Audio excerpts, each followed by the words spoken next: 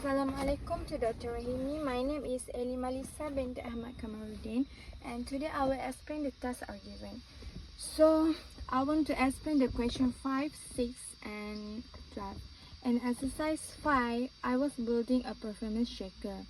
I start with a standard HTML form that collects three numbers represented here as a number 1, number 2 and number 3.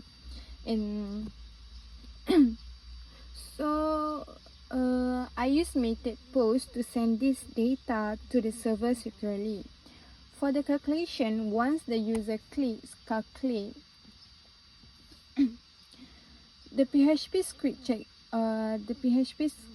over. We store those three numbers in variable number 1, number 2 and number 3.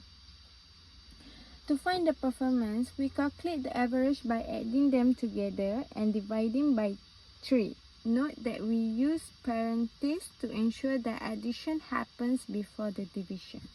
Now, for the decision-making logic, we use an if-else statement. We set a threshold of 17. If the calculated average is strictly greater than 17, the program executes the first block to display good performance in green.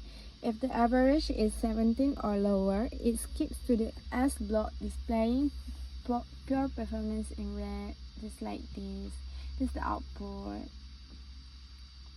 Okay, let's move to the question 6.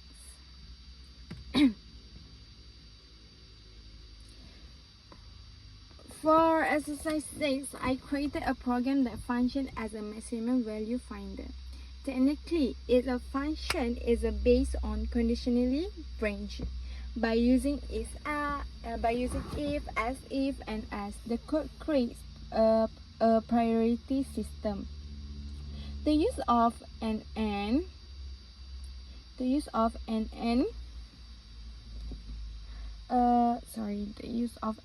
operator is a key here. It forces the program to validate a number against all other inputs before declaring it the largest. This functions perfectly even if two or more numbers are the same. The data capture function, the primary function of this application, is to perform a comparative analysis of three user-defined values. Using the HTML form, the code function to collect three separate integers and pass them into the PHP environment via the post array. The call function here is the decision ladder. The code doesn't just look for a number. It functions by using the logical AND operator and AND. This allows the program to test two conditions at the exact same time. It first checks if a number 1 is a greater than or equal to both numbers. If that fails, it functions to test number 2 against the remaining value. This process of elimination ensures that the program always isolates the single height value. Finally, the code function to generate a costume response. It stores the winner in a variable. Let me open the output first.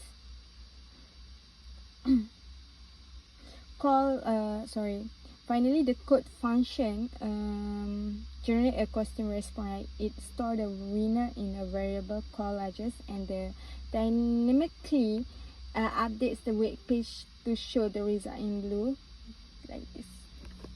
1, 17, 10. This function to provide the user with a clear automatic answer to a comparison problem. So we go to the exercise 12. Let me open. In exercise 12, I developed my quiz system. Its main function is automate the assessment of learner performance. It serves two roles. First, it functions as a score calculator, translating 20 raw answers in a 100% scale.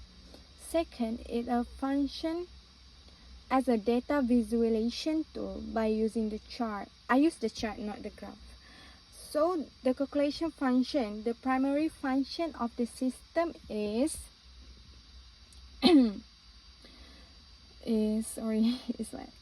the primary function of this system is to convert raw quiz result into a standardized performance metric.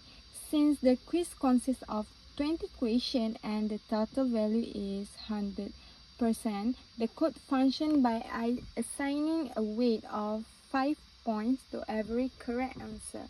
Mathematically, it calculates the score using the formula correct 5. Ensuring an accurate percentage is reached.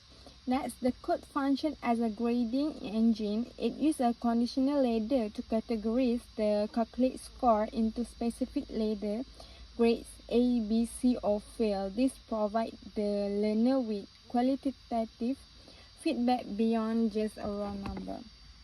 The standout function of this exercise is the integration of PHP with a JavaScript. The program function to pass server-side data, the number of correct and wrong answers, into a from a library called chart.js. This function to generate a dynamic pie chart. Let me open the output of the question 12.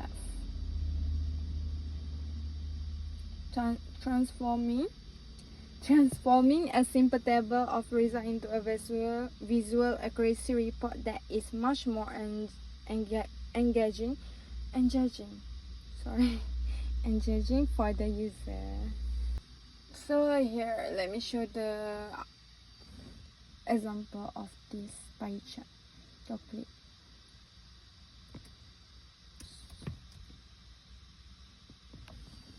So if the student,